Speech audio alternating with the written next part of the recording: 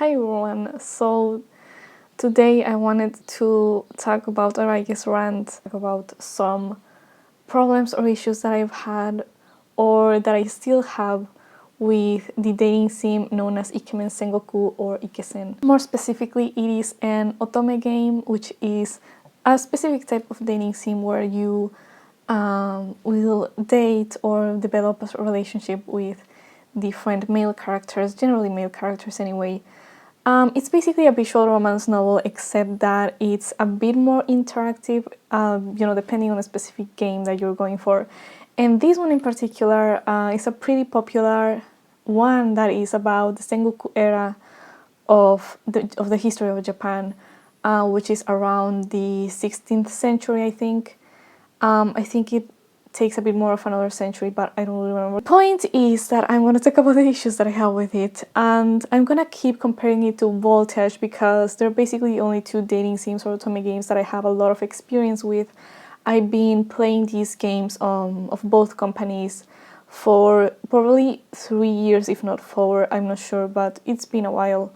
Not as much as other people, but I know what's going on. So IkeSen is owned by a Japanese company called Cyberd, and I think a lot of it is going to be about Cyberd in a way more than anything else. I'm not sure, but because I want to talk about my problems with the pricing, and I know that that's not going to be my only problem, by the way, just so you know. That's not going to be my only problem regarding the way that things are priced and the way you pay for things and such.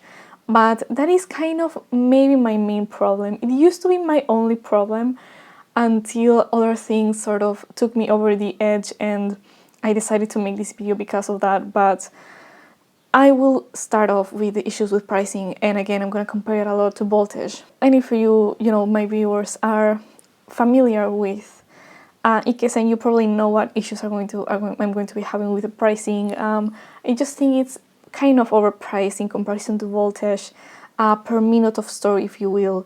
If you wanted to read an entire main story for free, it would take you like a month or so, because you get about 5 chapter tickets every night, or I guess every day. And you need quite a few of those in order to read a story, so it would take you like a month, to the point where you would probably lose interest in the story anyway. So it kind of forces you to pay money, which is one thing. I mean, I'm basically just establishing the basis for what I'm going to talk about, and because my main problem is not the fact that I have to pay money, which is a given, when it comes to Otome games anyway. And in order to get those chapter tickets, you have to log in every day.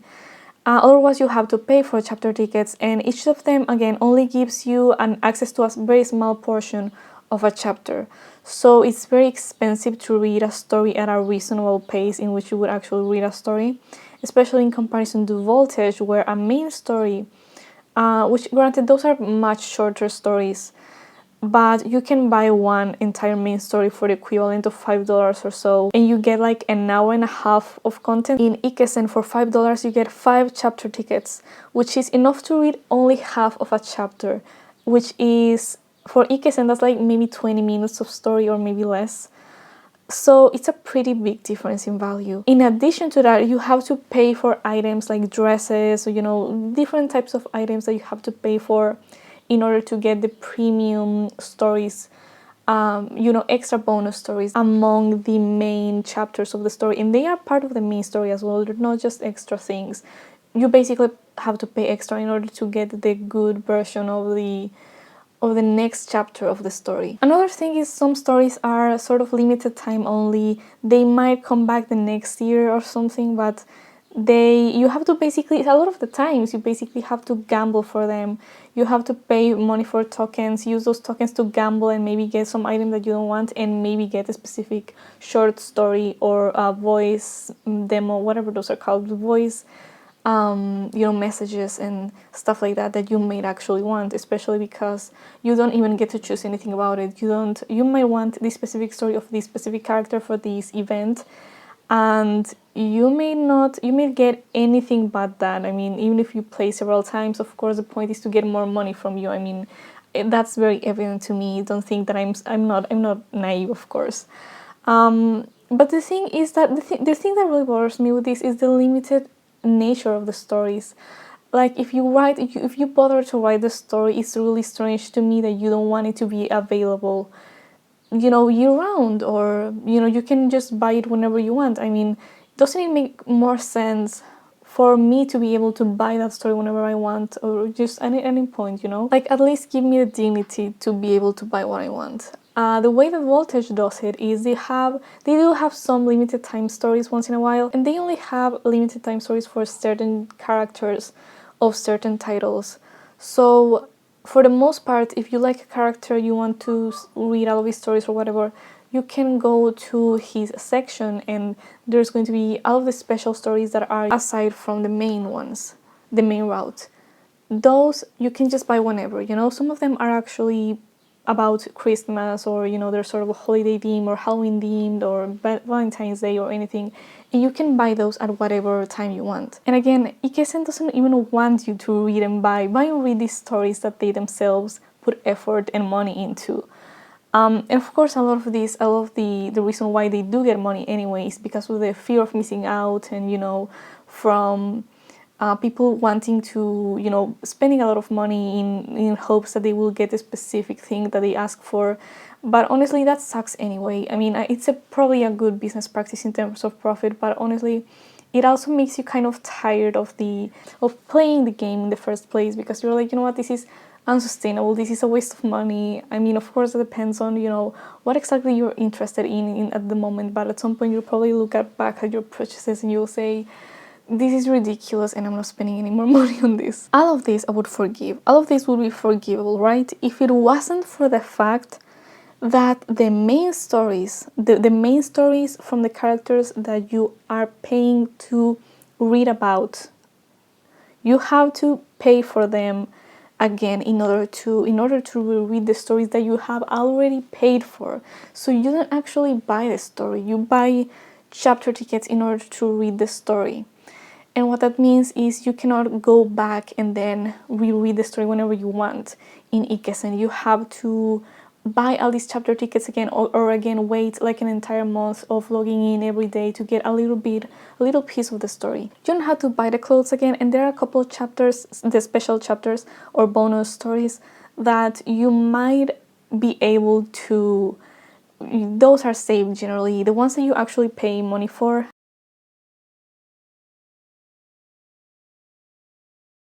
those tend to be saved for you. But most of the story that you might want to read that you already paid for again, you have to pay for it again. You haven't bought it. The story isn't even yours. Voltage gives you the story that you that you bought. I mean, you have the story right there. You can just go back and read it whenever you want. It is really that simple. There are a couple of stories that aren't like that in Voltage, but I feel like they haven't been well received, and they're kind of, it's kind of having a bit more resistance. Voltage is trying it as well, so don't think that I'm giving them much favor in terms of that because they have tried it. They're trying to start with that as well, but I'm not reading those stories. I'm just reading the ones and buying the ones that you can reread whenever you want. And the thing is, in IkeSen, you have to reread the whole story, even if you just want to get to a different route. Like, you can just buy the other route, or the other ending, if you will, so to speak, the other ending or ending that you wanted. You can just buy that ending part of the story that you hadn't read the first time. You have to buy the entire main story again in order to get to that other route that you're going to again have to buy as well, that you're going to have to pay for again. In Voltage, if you want the different ending, the alternate ending route or whatever, you can just reread the story at no additional cost, because again, you bought the story, and all you do is make different choices throughout the story, in terms of dialogue, and you get a different ending. And you might have to do it a couple of times to make sure that you're actually doing the correct choices and everything, but it is free. People at Cybered, they are laughing at me. They're like, you're a dumbass for doing this, that you are buying it anyway. Now, as I mentioned, not all of the issues that I have with IkeSen are regarding the pricing or the way that you have to buy things or whatever, but rather some of my most recent issues have been about the writing of the stories itself, the handling of the stories. things like that, the storytelling aspect of it. I think the main thing, actually, the one thing that really made me decide to make this video and really just gave me the idea to make this video in the first place was when I read the Kenyo main route.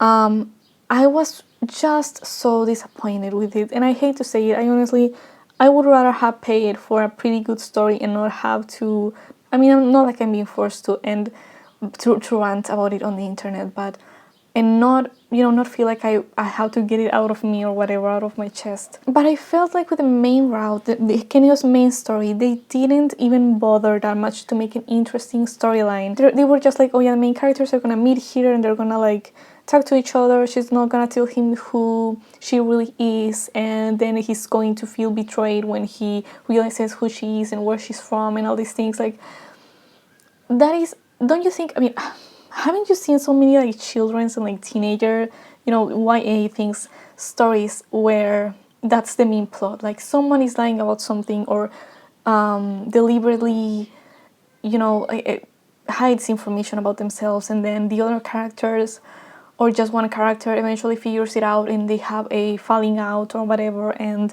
the story is basically just that. And it is the most obvious and the most annoying way to go about a story, especially when it is this type of story, an Otome game story. Basically, any other plot would have been better than that. And it's not just a small part of the storyline either. It's basically the main plot of the story is about this brewing conflict between them, because she doesn't know whether to tell him that she's from the Asuchi castle and they're basically enemies or whatever. I just hate that that had to be the main conflict that they had to choose for the story.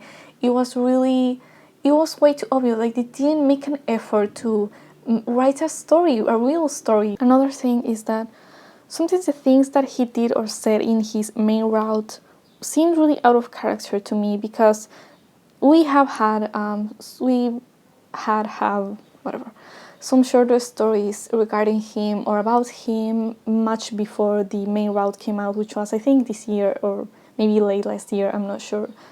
But way before, we've had several stories, voiced messages, and he had also appeared in several other main routes before as a villain or as the just main antagonist or one of the main antagonists of the story. And I had been just collecting and looking for all of the stories where he was the main one, where he was the main character, aside from the actual main character, he was the main love interest. So I knew him well, I liked him as a character, I was really interested in him, and he was probably my favorite character, and I think he still is. It's just that I didn't like his main route, unfortunately. But I was really excited for his main route because, again, he was my favorite character. And to give you some context, he is a Buddhist monk. He's the abbot and somewhat of a leader of the Iki. And he's kind of the villain, like I said, in most main stories, because he's introduced as a villain mainly because the main character is taken by the by the Oda, and she lives in the Asuchi castle, and she basically works for them. Not exactly works, but she lives in the Asuchi castle, and her boss, if you will, is basically Oda Nobunaga. And Nobunaga is the person that Kenyo wants to kill over anything else. Like, his main goal in his life is to kill Nobunaga. So that somewhat makes the MC, the main character, and Kenyo out to be antagonists, or for Kenyo to be the villain, for the most part in most stories, because they're on opposing sides, right? But he is not. I like the way he works as a villain, if you will, because he's really principled. He is very introspective and very self-aware. He's quiet. He's not exactly shy. He's confident, but he's not arrogant either. He can be kind of cruel, but he's not like a typical sadistic alpha male kind of love interest in Otome games. It's more like he thinks he's beyond the point of redemption, and that he's just he has become evil, and that he doesn't want to admit that his nature is actually much more kind than he gives himself credit for. And I think that just the main route wasn't really able to exploit those aspects of his character to their fullest. Again, partly because they chose this terrible story, the plot, the main plot of the story, it just didn't really work with his character and for the interaction between them and the main character. And there were several points of the story where I felt that he was doing or saying things that just seemed really out of character to me, that didn't really make sense with what I knew of him. And it almost seemed like maybe those parts of the story had been written by someone who hadn't been behind the creation of Kenny as a character. There's a point in the story, kind of early on, maybe a third or so of the way into the main route, where he saves her from someone, some sort of pirate or something, and she asks him something like, "How can I thank you for this?" or whatever. And I'm serious, he says something like, "Oh, are you gonna have sex with me?" Or are you gonna, in an old-timey way, he says something like, "Are you gonna give your body to me like the harlots, or the women of the night," or whatever euphemism he uses, I don't even remember. But in whatever way, I mean, he's the way that he said that, his wording, and the fact that he even said that in the first place seemed so strange to me. I was taken aback. It really took me away from the story, because that really seemed like something that he wouldn't even say or imply or anything like that. Because not just because he's a Buddhist monk. Because I mean, I know I've done some research ever since then, and I do realize that they weren't necessarily celibate either. Not in this time in Japan, the Buddhist monks. And Kenny wouldn't necessarily be celibate either. But it just doesn't make sense for him specifically as a character to say that. If anything, I feel like he would be hesitant to even touch her or even, make any comments of the sort. Even if he was trying to push her away, I feel like that it just didn't make sense to me. Maybe some of you agree with me, maybe some of you may disagree and say that it does make sense in the story for what he's trying to do or whatever, but I feel like I read most of the stories that pretty much all of the stories that I've known the existence of, where Kenny is the main love interest. And it seems to me very out of character for him to do or say that, especially because he's so completely shameless about it. Like, he's not even ashamed at the fact that he's proposing that to her.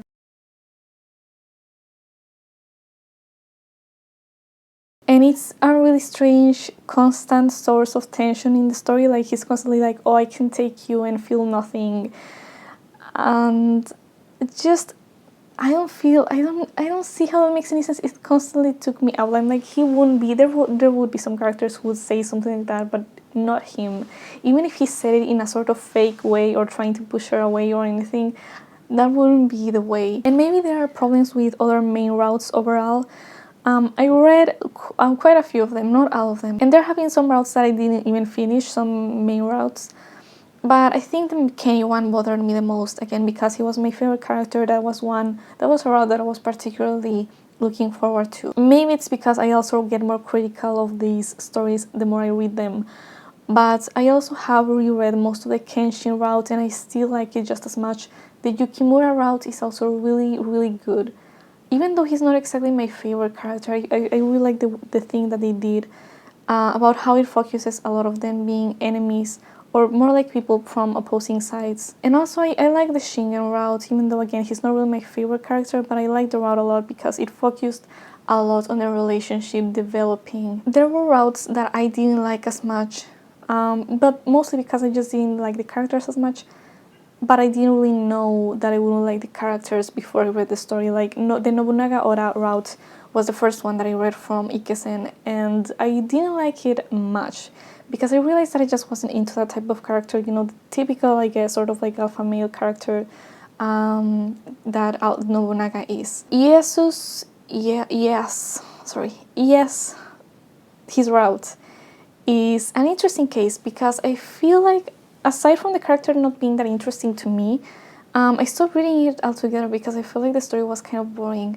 I mean, their relationship was developing, but for some reason they just felt so much slower than the one in Kenyo's route. Maybe because obviously I felt that it was going faster since Kenny was the route that I was interested in. But at the same time, I feel like the route was felt slower, maybe because there was less of a progress. The progress wasn't as felt, it was more of a slow burn, if you will, but in the sense that it was kind of the same thing over and over. He would just make a sort of like snarky comment, or he would just like say that, I don't really like you, say things to imply that he didn't really care about her or like her or whatever. And this happened over and over and over. And, the rest is kind of predictable. Like, that at some point he's going to admit that he does like her and all these things. But at the same time, I felt like the yes route was going somewhere a bit more interesting in terms of the main plot of the story, the historical side, if you will. The thing is that there's a lot of tropes or cliches, if you will, that I expect and I sometimes want and invite, and I feel like a lot of romance readers invite and really want in the stories, like the one again in Yukimura, the fact that they're enemies, and the main point of the story is that they're enemies and they are going to accept that. And it's interesting because there's a lot of routes really where the main character and the love interest are enemies, they're from opposing sides.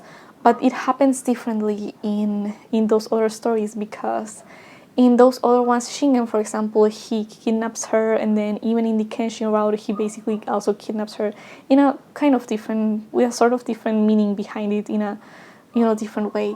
But Yukimura's route is the one where they themselves have to think about where to go from there. After they figure out that they shouldn't be together and all these things. But the story that they chose for Kenyo's route is, again, just the laziest one that they would have used. I just, his character is so, not just his character being interesting, but also the way that he's placed for a long time as the main villain, as the big bad, of all of the antagonists of the Asushi Castle or the Oda. The way that he's placed as the main villain is something that could have helped them make a much more interesting story.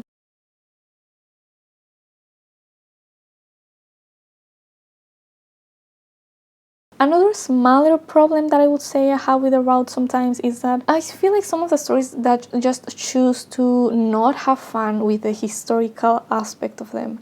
Like, there's points in which the characters will get a hold of things that are new or like exotic to them, like guns, or other things that are new or interesting to them, and there's not really any acknowledgement of how new and exotic those things are for them. And or because the new character, the main character, is actually from the present, from our times, so it would be interesting to sort of play with that. But for some reason the story doesn't really do that a lot of the times. It does play sometimes in some routes. It chooses to play with the idea of going back to the present and things like that. But within the main story, it doesn't really want to play with the historical aspect that much. It's just there. Things are kind of just brushed off, or some things are mentioned and brought up, but there's not really any sort of humor about it, or there's no fun fact or anything of the sort.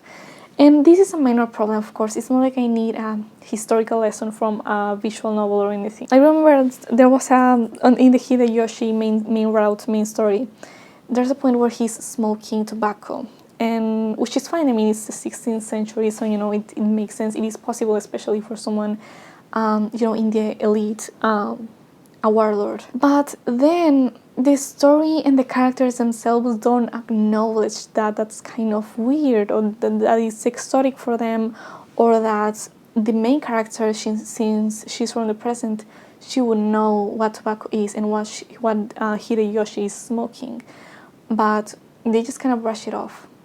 But they could have done something interesting with it, don't you think? Like, maybe she's like, oh, you're smoking tobacco, that's interesting. And he's like, how do you know what I'm smoking? Like, there's no reason you would know about these things, and things of the sort. But there is nothing like that. Or there's very little acknowledgement of the Portuguese, for example, or the fact that those are the main people who they're connecting with in order to get all these things from Europe and from the Americas. A lot of those things are just kind of kept at surface level. Even the sort of Ikoiki thing, or the fact that Kenyo's a Buddhist monk and all these things. I mean, there's a few references to certain, I guess, ways of thinking, if you will, or a few references of phrases, or the things that they wore and stuff like that. but that's pretty much where it ends, And the stories, after reading several stories with the Ike and Kenyu himself, you don't really get a grasp of, what exactly they were fighting for, or what values they had in comparison to the Ora, for example, which, of course, if you do pay a lot of attention, you will realize that, the Ike are basically poor people, farmers and people who feel that they have been wronged by the Ora in some way, but in order to get a good grasp of what exactly the problem was, you would have to look it up, look it up really. And I feel like those things are actually much more important to the plot than they would seem at the first glance. So ignoring them seems kind of weird. And again, I know that it's a romance novel, but that doesn't mean that it has to be low effort, or that we, it's like they don't expect us to be interested in those things. And it's like, but if I wasn't interested, I wouldn't be reading a historical romance. I mean, another thing that I don't like is that it seems to be more competitive than Voltage in many ways. IkeSen does this ranking in several of their events, their special events, which are again limited time, where only the top 50 or the top 100, the top 1000 or whatever are going to get certain items. And I just dislike it. It's like really unnecessary. I mean, why not just give us the items after you get certain points, or a certain amount of points? And they do that too, but they also do the ranking. So I don't know what's the point. I mean, just make less items, come on, man, overall.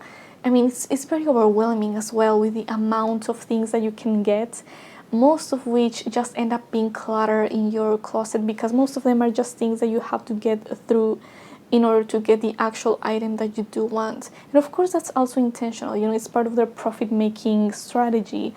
But it does frustrate me a little bit, and it discourages me from ever entering those events, because I just know that it's kind of spending a lot of money for, virtual clothes, essentially, and maybe some stories that may or may not be that interesting. I do realize, by the way, that I have been complaining a lot, so I wanted to mention some things that I actually do like about IkeSen, again, in comparison to Voltage. So one of those things, I'm sorry if you can hear that, sorry, but one of those things is the fact that the characters are overall much more interesting, with a few exceptions, but I think for the most part they're much more interesting than the Voltage ones. The Voltage ones are strongly much more archetypal, if you will, sometimes just kind of stereotypes, than the ones in IkeSen.